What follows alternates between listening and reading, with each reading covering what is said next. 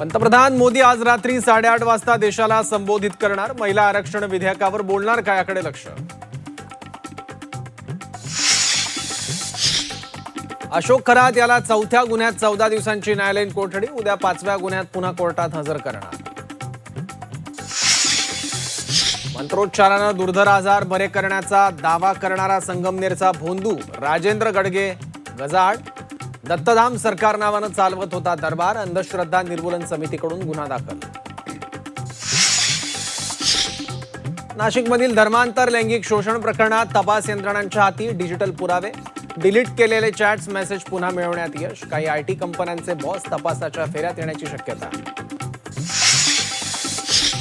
मुख्यमंत्र्यांकडून नाशिक धर्मांतर आणि अत्याचार तसंच खरात परतवाडा प्रकरणाचा आढावा।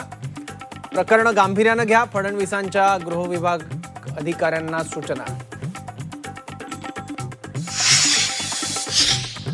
मुंबईत 164 शाळा अनधिकृत। मुंबई मनपाकडून अनधिकृत शाळांची यादी जाहीर। चेंबूर गोवंडी भागात सर्वाधिक अनधिकृत शाळा।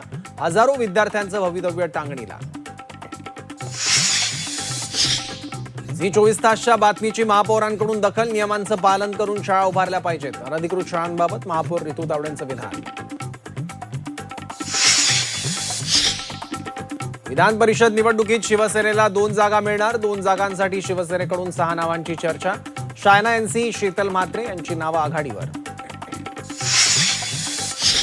कोकण रेल्वेत परप्रांतीयांची मुजोरी। तिकीट असूनही मराठी माणसाला वास्को द गामा पटना एक्सप्रेसमध्ये जागा नाही। रत्नागिरी स्टेशनवर ट्रेनमध्ये चढून न दिल्यानं प्रवाशांमध्ये नाराजी।